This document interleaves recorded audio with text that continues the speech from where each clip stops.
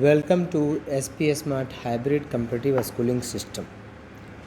बच्चों यहाँ पे पार्ट टेस्ट 1 जो पार्ट टेस्ट 1 है उसका मैं वीडियो सोल्यूशन यहाँ पे आपको दे रहा हूँ।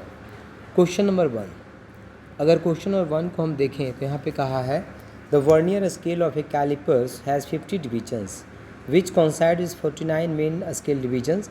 If each main scale division is of 0.5 millimetre then minimum in accuracy in the measurement by callipers is. तो मिनिमम इन एक्यूरेसी जो होगा लिस्ट काउंट होगा, तो लिस्ट काउंट इजकल टू कितना होता है, this is equal to 1 MSD minus 1 VSD होता है। एक इन्फॉर्मेशन आपको यहाँ पे गिवन है कि 50 डिवीजन्स विच वर्नियर स्केल का 50 डिवीजन मतलब 50 VSD इजकल टू 49 क्या है MSD है। सो 1 VSD की वैल्यू कितनी आ जाएगी, so this is 49/50, so this is equal to MSD हो जाएगा। So what is list count, list count is equal to 1 MSD minus 1 VSD, so this is 49/50, so this is MSD हो जाएगा। So list count is equal to हो जाएगा 50 minus 49, so this is 1/50, so this is MSD हो जाएगा। And what is 1 MSD, so 1/50 into 0.5 क्या है mm, 0.5 क्या है mm, तो 1/50 into 0.5, so this is equal to 5/5 into 100 mm लिख सकते हैं। So this is equal to 0.01 क्या हो जाएगा 0.01 mm। This is the correct answer, ये आपका करेक्ट आंसर होगा। नेक्स्ट में क्वेश्चन नंबर 2 में आपसे कहा है, क्वेश्चन नंबर 2 में कहा है कि ये इक्वेशन गिवन है, इसमें आपसे पूछा है कि ये कि जैसे CT और लैम्डा क्या वेवलेंथ इसका ये इसका डायमेंशन सेम है। यस, इसका चेक कर सकते हैं हम। CT का कितना हो जाएगा C इंटू टी, तो C है आपका speed of light, so this is equal to LT-1 और T का कितना होता है T, so this is equal to कितना हो जाएगा L। यस, एंड वेवलेंथ का भी कितना होता है लैम्डा L, सो इसका डायमेंशन सेम है। तो इसी तरह से दूसरे वाले जो है बेटा इसमें x, the unit of x is same as that of lambda, yes correct, the unit of 2 pi c upon lambda is the same after 2 pi x upon lambda into t। इसको हम फाइंड कर लेंगे, इसको हम यहाँ से क्या कर लेंगे फाइंड कर लेंगे। So this is equal to 2 pi c upon lambda, 2 pi c upon lambda, इसका यूनिट कितना डायमेंशन हो जाएगा t⁻⁻1 and 2 pi x upon lambda t, इसका भी डायमेंशन कितना हो जाएगा t⁻, ये भी करेक्ट है। सो अगर हम देखें बेटा इसमें तो फोर्थ पार्ट में क्या कहा है, फोर्थ पार्ट में कहा है कि the unit of C upon lambda, तो C हो गया this is equal to LT-1 upon lambda हो गया L, so this is equal to L cut गया, so this is equal to t⁻- कितना हो गया 1, और x अपॉन लैम्डा, ओ x का L होता है लैम्डा का भी L होता है, so this is equal to dimensionless और यूनिटलेस हो गया। So fourth part is the correct answer, the unit of this and this is not same, so incorrect ये है बेटा। नाउ क्वेश्चन नंबर 3, अगर क्वेश्चन नंबर 3 को हम देखें तो यहाँ पे बेटा स्टार्टिंग में A से A वाले पार्ट जो है इसमें एक्सेलेशन स्लोप बढ़ रहा है तो एक्सेलेरेशन बढ़ रहा है, वेलोसिटी बढ़ रहा है। B वाला पार्ट जो है बेटा इसमें स्लोप घट रहा है तो वेलोसिटी घट रहा है तो एक्सेलेरेशन क्या हो रहा है आपका यहाँ पे नेगेटिव होगा बेटा। सो एंड C पार्ट में नॉन जीरो नहीं होगा, D पार्ट में नॉन जीरो नहीं होगा। So in region B acceleration is negative, second part is the correct answer.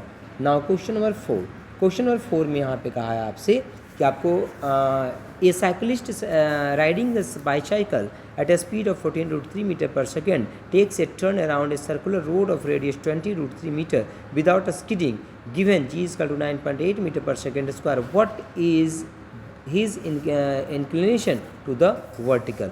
so we know that, so tan theta is equal to यहाँ पे कितना होता है, so this is v square upon r g होता है। so this is equal to value जब सबकी put करोगे तो यहाँ पे theta is equal to tan inverse, so this is equal to √3 आ जाएगा and this is equal to 60 degree is the correct answer. Now question number 5, question number 5 में यहाँ पे कहा रहा है आपसे स्टेटमेंट है, दो स्टेटमेंट है, स्टेटमेंट 1 एंड स्टेटमेंट 2। स्टेटमेंट 1 में कहा है 2 projectiles of masses m and 4m when projected with same initial velocity vector have different ranges, ठीक है। और दूसरा है कि the horizontal range of A projectile depends on mass of the, देखो रेंज तो ऐसे अगर हम बात करें, अगर हम रेंज की बात करें तो रेंज जो होता है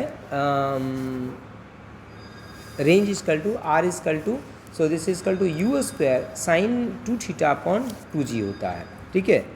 सो अगर हम बात करें यहाँ पे कि मास, हाँ तो मास अगर ज़्यादा है तो वेट उसका ज़्यादा होगा, तो एक्सेलरेशन ड्यू टू ग्रेविटी ज़्यादा लगेगा, ठीक है। तो एक्सेलरेशन ड्यू टू ग्रेविटी क्या लगेगा, उसमें ज़्यादा लगेगा। लेकिन मास पे बेटा, मास रेंज में कहीं पे मास नहीं आता बेटा, रेंज में कहीं पे मास नहीं आता है। सो फर्स्ट पार्ट इसका करेक्ट आंसर होगा बेटा, both statement 1 and statement 2 are incorrect, क्योंकि रेंज में आप देखो ना फार्मूला जो होता है रेंज का, उसमें मास कहीं पे इन्वॉल्व भी नहीं होता है। Now question number 6, question number 6 को अगर देखें तो a projectile is thrown into a space, question number 6, a projectile is thrown into a space so that have to maximum possible horizontal range equal to 400 metre. Maximum possible horizontal range जो है कितना है, 400 metre है। Taking the point of projection as the origin, the coordinate of the point where the velocity of projection where the velocity of projection is minimum r।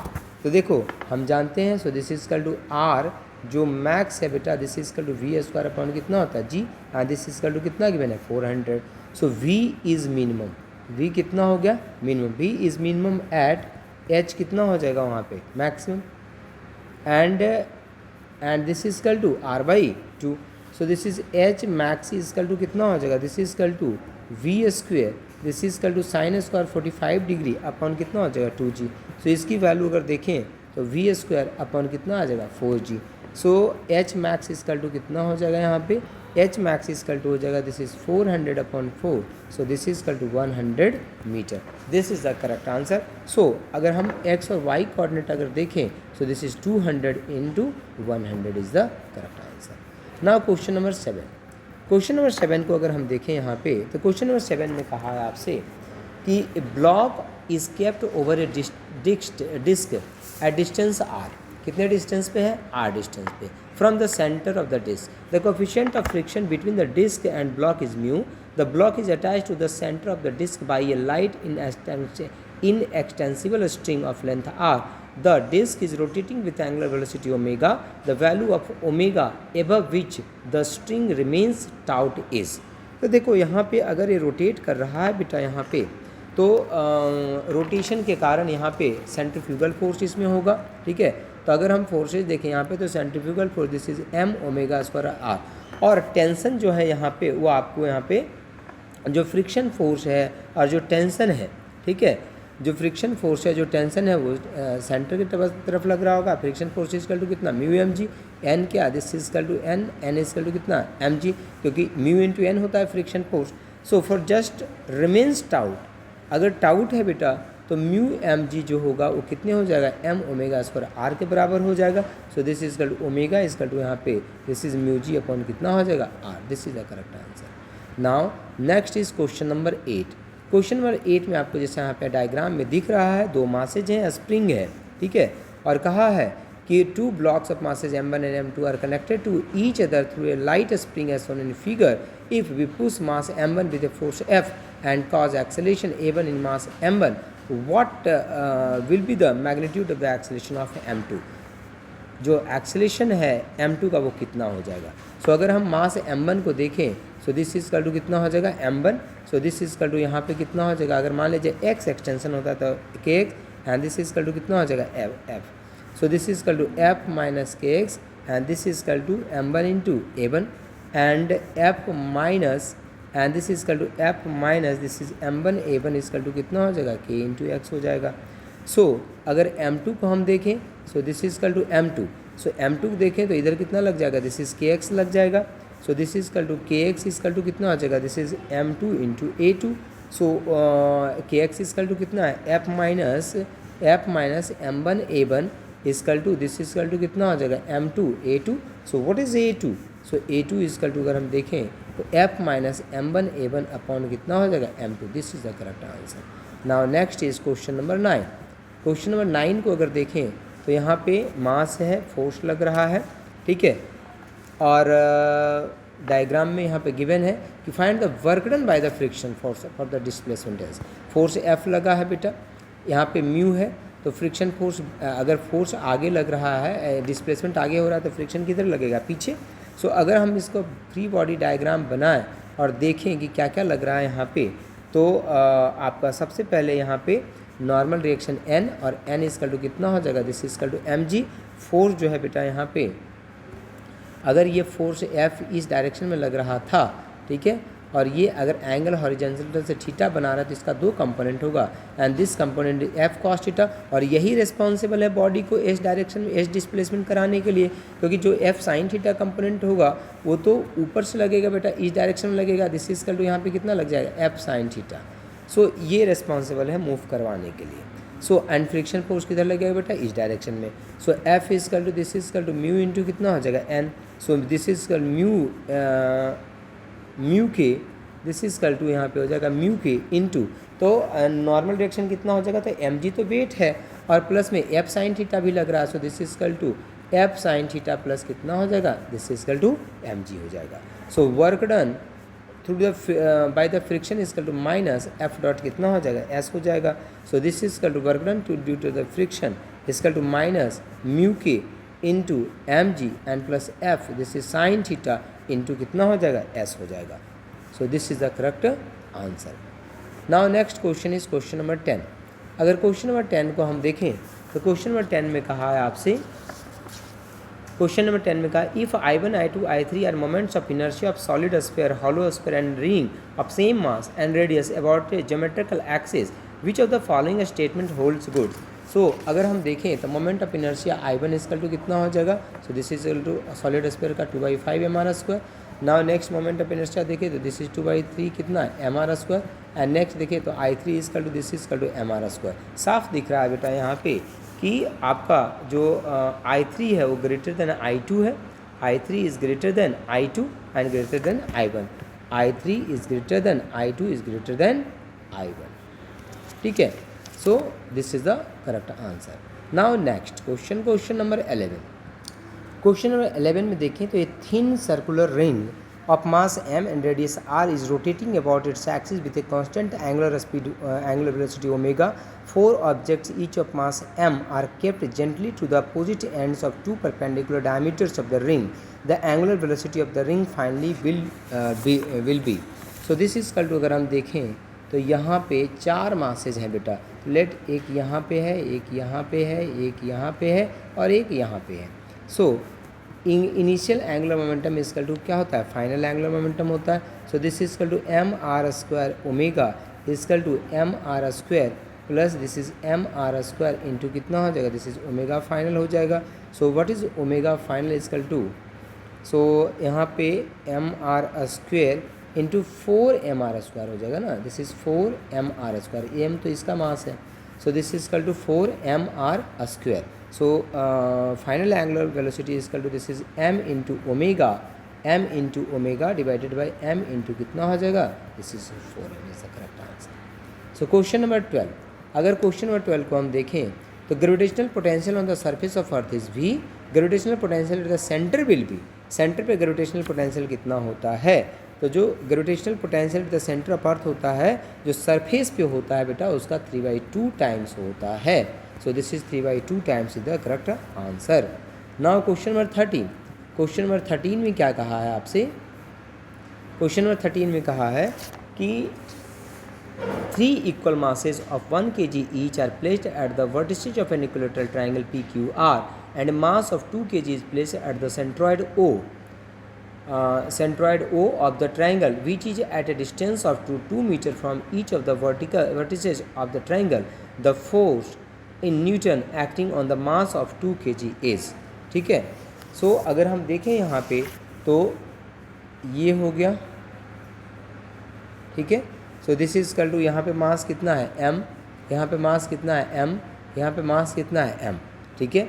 और अगर हम देखें ये तो ये सेंट्रॉयड हो गया, ठीक है, सेंट्रॉयड हो गया, तो this mass is equal to कितना हो गया, this is equal to 2m हो गया यहाँ पे, let this is p, this is q and this is equal to कितना हो गया, r हो गया। सो अगर हम बाई सिमेट्री देखें तो सेंटर पे जो F नेट जो होगा, नेट फोर्स की वैल्यू होगी, उसकी वैल्यू कितनी होगी, 0 होगी। Now question number 14। Question number 14 को अगर हम देखें तो क्वेश्चन नंबर 14 में कह रहा है यहाँ पे When a certain bait is suspended from a long uniform wire with its length increases by 1 centimeter, if the same bait is suspended from another wire of the same material and length but having a diameter half of the first one, the increase in length will be, जो है आपसे increase in length आपसे यहाँ पे पूछा है.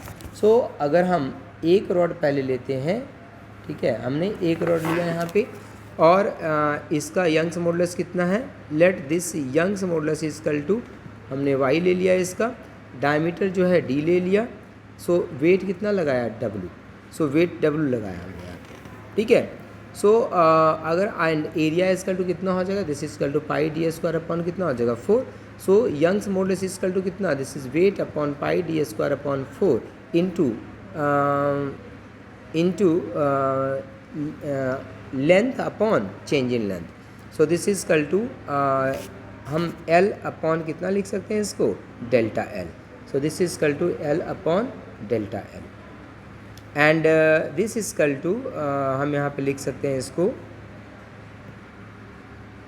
L upon delta L. And ये जो है बेटा बराबर किसके है, जो दूसरा वायर हम लेंगे यहाँ पे, ठीक है, जो दूसरा हम वायर लेंगे उसके यंग्स मॉडुलस, मतलब मटेरियल सेम है तो यंग्स मॉडुलस सेम होगा, तो इसका यंग्स मॉडुलस भी y है, वेट कितना है w, लेकिन डायमीटर इसका d डैश इक्वल टू या d1 इक्वल टू d/2 हो गया. So area equal to pi D square upon कितना हो जाएगा 16. सो इक्वेट कर दो इसको.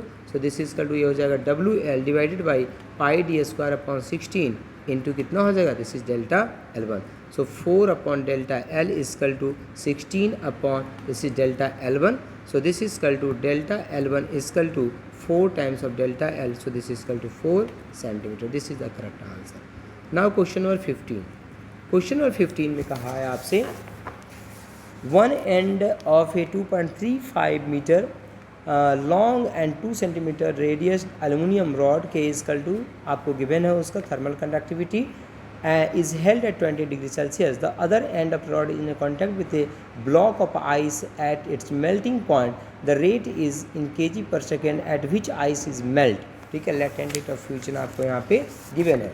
लेटेंट हीट जो फ्यूजन है उसकी वैल्यू वगैरह आपको यहाँ पे गिवन है. सो हम यहाँ पे क्या करेंगे, जो हीट करंट होगा, ठीक है, जो हीट करंट यहाँ पे होगा, so I and I equal to जो चेंज करेगा उसका mass with respect to time, जो पिघलेगा मतलब कि आइस जो मेल्ट होगा इनटू कितना हो जाएगा, this is equal to latent heat of fusion. And ये जो है बेटा this is equal to KA 20 - 0 upon 2.35 हो जाएगा. इसको जब सॉल्व करोगे तो कितना मास चेंज कर रहा with respect to time is equal to 2.4 pi into 10⁻⁶. This is the correct answer. Now next question number 16. Question number 16 में कहा है आपसे कि if the radius of a star is R and it acts as a black hole, what would be the temperature of the star in which the rate energy production is Q. Rate energy production कितना है Q. अगर rate energy production अगर Q है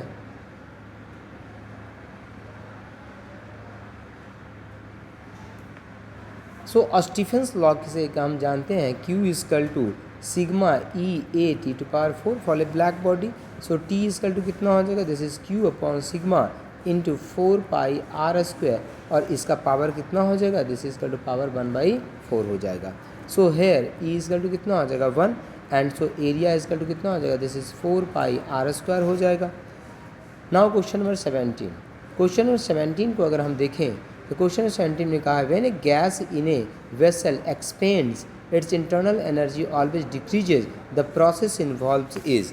ठीक है, तो जो adiabatic process होता है, in adiabatic process delta Q equal to कितना होता है 0 and delta W equal to कितना होता है minus this equal to DU हो जाता है. सो हम यहाँ पे कौन सा प्रोसेस बोलेंगे, adiabatic process. Now question number 18. Question number 18 को अगर हम देखें तो क्वेश्चन नंबर 18 में कहा है यहाँ पे कि at what temperature is the root mean square velocity of the gaseous hydrogen molecules equal to that of the hydrogen molecule at 47 degree Celsius. So हम जानते हैं बेटा कि VRMS जो होता है √3 RT अपॉन M होता है. सो लगा दो formula. So this is equal to √3 RT किसके लिए हम बात कर रहे हैं, हाइड्रोजन के लिए, डिवाइडेड बाई मास किसके लिए बात कर रहे हैं, हाइड्रोजन के लिए, and this is equal to 3R, and this is equal to temperature किसका, O2 का, and this is equal to m naught, and this is equal to किसका, O2 का। So this is equal to root under यहाँ पे हो जाएगा, this is equal to root under हो जाएगा T, this is equal to root under हो जाएगा T, and this is equal to H2 upon 2 equal to root under 273 plus 47 and divided by कितना हो जाएगा 32। So this is equal to TH2 equal to हो जाएगा 20 kelvin. This is the correct answer. Now next is question number 19। Question number 19 में कहा है आपसे a simple pendulum is suspended from the ceiling of a lift. When lift is at rest, its time period t. With what acceleration should the lift is accelerated upward in order to reduce the time period is t by 2? ठीक है, तो एक lift है यहाँ पे बेटा, और lift में एक पेंडुलम है यहाँ पे लगा हुआ, ठीक है, और लिफ्ट ऊपर मान लिया जाए ए एक्सेलेरेशन से जा रहा है, टाइम पीरियड कितना होता है, this is equal to 2 pi root under L upon G होता है। अब सवाल ये है कि आपसे कहा है कि टाइम पीरियड जो होना चाहिए, जो फाइनल टाइम पीरियड होना चाहिए T/2 होना चाहिए, तो बताइए कि एक्सेलेरेशन क्या होगा। So this is equal to time period T/2 equal to this is 2 pi root under L upon change तो जी ही होगा, so this is equal to A plus कितना हो जाएगा G। सो जब इसको हम सॉल्व करेंगे यहाँ से, तो सॉल्व करने के बाद जो वैल्यू आएगी हमारी, so this is equal to A equal to R equal to 3G, यहाँ पे आंसर हमारा आएगा। Now question number 20।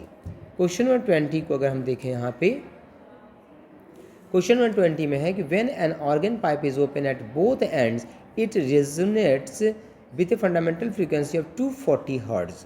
Open organ pipe में 240 हर्ट्ज फ्रीक्वेंसी है। What is the fundamental frequency of the same pipe if it is close eight one and? अगर one and पे हम close कर देंगे तो फ्रीक्वेंसी कितनी हो जाएगी? तो ओपन ऑर्गन पाइप में बेटा this is V upon this is equal to 2L and this is equal to कितना है 240। एंड जब क्लोज ऑर्गन पाइप हो जाता है सो फ्रीक्वेंसी जो होता है, सो बेटा V upon 2L, so frequency जब क्लोज ऑर्गन पाइप हो जाएगा तो frequency equal to this equal to V upon 4L होता है बेटा। So this equal to 120 hertz is the correct answer. Now question number 21। तो 21 में देखें तो string fix at both ends is vibrating in the second overtone, then the number of notes and anti notes between the ends of the string are respectively. ठीक है, तो अगर ये string है, फिक्स्ड है both ends in vibrating the second overtone, then the number of note and anti note between the ends of the string. तो second overtone में, तो फर्स्ट ओवरटोन क्या होता है? सबसे पहले तो फंडामेंटल क्या होता है? तो फंडामेंटल ये होता है बेटा, अगर दोनों एंड फिक्स्ड है तो फंडामेंटल ये होता है। एंड जो फर्स्ट जो ओवरटोन होता है इसका, उसमें ऐसे बनता है, ठीक है। और जो सेकेंड ओवरटोन हो जाएगा बेटा, जो सेकेंड ओवरटोन हो जाएगा तो उसमें ऐसे बनेगा। सो इसमें कितने नोड कंटेंट है? तो ये हो गया नोड, ये हो गया नोड, ये हो गया नोड, ये हो गया node, this is anti node, this is anti node, this is anti node. तो 4 नोड हो गए बेटा और 3 क्या हो गए? एंटी नोड हो गए। सो क्या पूछा था? Nodes and anti node. तो नोड कितने हो गए? नोड हो गए 1 2 3 नोड हो गए। पहले नोड पूछा है ना, नोड्स एंड एंटी नोड्स, ठीक है, नोड्स एंड एंटी नोड। हाँ, तो 4 नोड हो गए, 3 एंटी नोड हो गए आपके। Now question number 22। अगर क्वेश्चन नंबर 22 को हम देखें तो इसमें कहा है कि if an alpha particle and proton are accelerated from rest by potential difference of 1 megavolt, then ratio of their kinetic energy. हम जानते हैं बेटा kinetic energy equal to Q into V होता है। So this is equal to kinetic energy for alpha upon kinetic energy for proton, and this is equal to charge of alpha into volt upon charge of proton into volt. तो volt volt तो cut गया बेटा, तो charge का ratio क्या आता है इसका? 2 आता है अल्फा अपॉन प्रोटॉन का। So next is question number 23। 23 में अगर हम देखें तो यहाँ पे कहा है 23 नंबर क्वेश्चन में, the resistance of a 5 centimetre long wire is 100 ohm, it is uniformly stretched so that its length becomes 20 centimetre. The resistance, तो हम जानते हैं बेटा कि R equal to rho L upon कितना होता है? A होता है। और कह रहा है कि लेंथ जो है 4 टाइम्स बढ़ गया। देखो पहले कितना था? 5 सेंटीमीटर, अब कितना हो गया? 20 सेंटीमीटर हो गया। So new resistance R dash equal to कितना हो जाएगा? This is rho into 4L divided by divided by this is equal to A upon कितना हो जाएगा 4 हो जाएगा, एरिया घट जाएगा. So this is equal to 16R. So this is equal to 16 into 10. So this is equal to 160 ohm. This is the correct answer. Now question number 24. तो question number 24 में इसमें आपको क्या करना है कि रेजिस्टेंस निकालना है पी और क्यू के अक्रॉस में. तो अगर हम स्टार्ट करें यहाँ पे तो देखें तो ये जो रेजिस्टेंस है यहाँ पे, ठीक है, ये सिमेट्रिकल है बेटा. ये क्या है? सिमेट्रिकल है. और सिमेट्रिकल में जो अगर रेजिस्टेंस यहाँ पे हम देखें तो इसकी वैल्यू जो है ये दोनों, अच्छा ऐसे देख लो, ये दोनों अगर हम देखें यहाँ से तो यहाँ पे अगर आप देखें तो ये जो रेजिस्टेंस होगा दोनों पैरेलल में, ये दोनों पैरेलल में, ये दोनों पैरेलल में. तो अगर हम लगाएं तो दिस इज यहाँ पे R/2 हो जाएगा, यहाँ पे R/2 होगा, यहाँ पे R/2 हो जाएगा. और फिर ये दोनों किस में हो जाएगा? सीरीज में हो जाएगा, उसके साथ ये पैरेलल में हो जाएगा. सो R अगर हम निकालें दिस इज PQ के about, so this is R into R/2 divided by R plus R/2. So this is R कितना हो जाएगा? 3 is the correct answer. Now question number 25. Question number 25 में देखें तो when A charge particle enters in uniform magnetic field it's kinetic energy क्या हो जाएगा बेटा? तो अगर चार्ज पार्टिकल किसी यूनिफॉर्म मैग्नेटिक फील्ड में जाता है तो काइनेटिक एनर्जी क्या हो जाता है? हम जानते हैं QVB is equal to this is equal to mv² upon r. जो आपका सेंट्रीपिटल फोर्स होता है वो जो मैग्नेटिक फोर्स होता है उसके बराबर होता है. अच्छा यहाँ पे साइन थीटा भी लगा लो इसमें, sine QVB sine theta is equal to this is mv² upon r. So v is equal to कितना हो जाएगा? This is 4br sine theta and divided by कितना हो जाएगा? m. So kinetic energy is equal to कितना हो जाएगा? 1/2. दिस इज mv² हो जाएगा. सबकी वैल्यू जब पुट करोगे तो q² b² r², this is sine square theta upon कितना हो जाएगा? दिस इज 2m हो गया. ठीक है, तो दिस इज 2m हो गया. तो अगर हम देखें यूनिफॉर्म मैग्नेटिक फील्ड में अगर एंटर किया यहाँ से, ठीक है, तो काइनेटिक एनर्जी क्या हो जाएगा यहाँ पे? तो इसमें सारी चीज़ें बेटा कांस्टेंट है, सो काइनेटिक एनर्जी भी क्या हो जाएगा यहाँ पे? कांस्टेंट हो जाएगा. तो first part is the correct answer. Next question है बेटा, यहाँ पे 3 डायग्राम आपको दिख रहे हैं. The adjoining diagrams shown 3 cases. In all cases, the circular part has radius r and straight ones are infinitely long. For the same current, the field B at the center P in case of 1, 2, 3. तीनों case में आपसे क्या पूछा है? Magnetic field की value आपसे पूछा जा रहा है यहाँ पे. तो हम जानते हैं कि देखो स्ट्रेट वायर जो है बेटा उसके कारण तो मैग्नेटिक फील्ड वहाँ पे कितना हो जाएगा? जो पहले वाले केस है, तो पहले वाले केस में जो है उसके कारण कितना हो जाएगा? So this is B1 and B1 is equal to ये जो वायर है इसके कारण, सर्कुलर के कारण और इसके कारण. अच्छा डायरेक्शन की अगर हम बात करें तो डायरेक्शन क्या होगा? ये जो है इसके कारण इनटू द प्लेन होगा, इसके कारण क्या होगा? आउट प्लेन होगा, और इसके कारण जो होगा वो भी आउट प्लेन होगा. So this is equal to अगर हम देखें so minus μ0I upon this is equal to 4πr होता है इनफाइनाइट वायर के कारण. So this is μ0I upon this is 4r हो जाएगा and plus this is μ0I upon this is 4π into r हो जाएगा, क्योंकि सेमी सर्कल है. सेमी सर्कल के लिए ये μ0I upon 4π μ0I upon 4r आ जाएगा, और ये आ जाएगा स्ट्रेट वायर के कारण. अगर सेकंड के केस को देखें तो वायर जो है स्ट्रेट वायर जो है इनफाइनाइटली लॉन्ग वायर जो सेंटर से ही पास कर रहा है, जहाँ पे आपको मैग्नेटिक फील्ड निकालना है. हम जानते हैं कि कोई भी वायर है अगर उसी वायर पे मैग्नेटिक फील्ड निकालते हैं तो मैग्नेटिक फील्ड की वैल्यू कितनी होती है? 0. मतलब इनफाइनाइट वायर के कारण यहाँ पे मैग्नेटिक फील्ड कितना हो जाएगा? 0. सो B2 जो हो जाएगा सिर्फ सर्कुलर वायर के कारण हो जाएगा and this is equal to μ0I upon कितना हो जाएगा? 4r. And B3 is equal to अगर हम देखें तो this is μ0I upon this is 2r into 3/4, क्योंकि यहाँ पे आपका सेमी सर्कल नहीं है ये, ठीक है, ये 3 पार्ट ऑफ द सर्कल है, plus this is μ0I upon this is 4π कितना हो जाएगा? r. सबका रेशियो अगर निकालोगे तो फर्स्ट पार्ट जो है आपका करेक्ट आंसर यहाँ पे आएगा. Now question number 27. अगर क्वेश्चन नंबर 27 को हम देखें, the pole strength of the bar magnet is 48 ampere metre and the distance 25 centimetre. The torque by which it can be placed at an angle of 30 degree with the uniform magnetic field of strength 0.15 weber per metre square will be. So this is m is equal to हो जाएगा this is 48 into 25 upon कितना? 100. Magnetic moment equal to pole strength into कितना? Distance between the pole. So this is equal to कितना हो जाएगा? 12. Now torque, what is torque? Torque equal to this is equal to m cross b होता है, torque is equal to M cross B. So this is equal to, अगर magnitude of torque की हम बात करें, so this is equal to M B into कितना हो जाएगा, दिस इज साइन थीटा हो जाएगा। Theta is equal to 30 degree given है, सबकी जब हम वैल्यू पुट करेंगे यहाँ पे, तो torque is equal to 0.9, this is newton metre is the correct answer. Now question number 28। अगर क्वेश्चन नंबर 28 को हम देखें तो यहाँ पे कहा है 28 में लिखा हुआ है the number of turns in the primary and secondary coil of a transformer are 1000 and 3000 respectively. If 80 volt AC is applied to the primary coil of the transformer, then the potential difference per turn of the secondary coil. हम जानते हैं बेटा इसमें कि this is equal to जो voltage और current का जो रिलेशन होता है, ठीक है, उसमें ई आई इजकल टू ई1 आई1 इजकल टू ई2 आई2 आप लगा सकते हैं, या नंबर ऑफ टर्न है तो this is equal to N one into E one is equal to N two into E two लगा सकते हैं।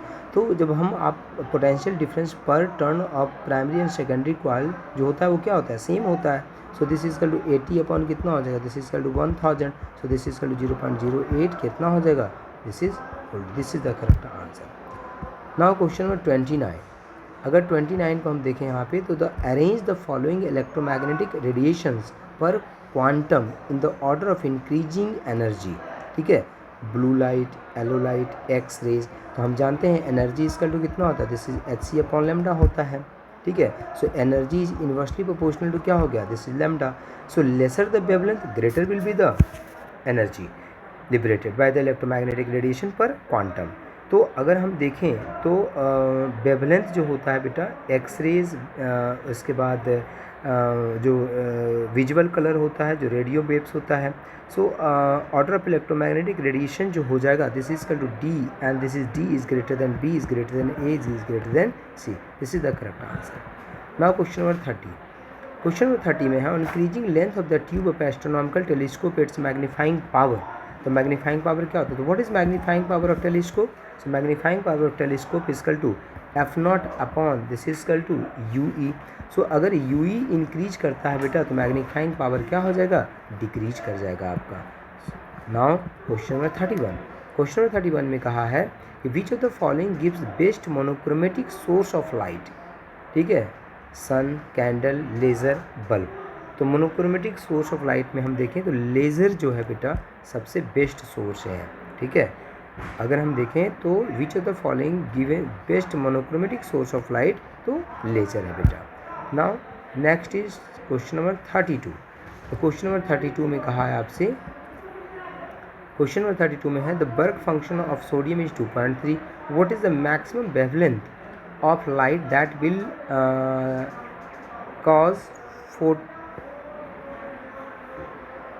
cause photoelectrons to be emitted from the sodium, ठीक है।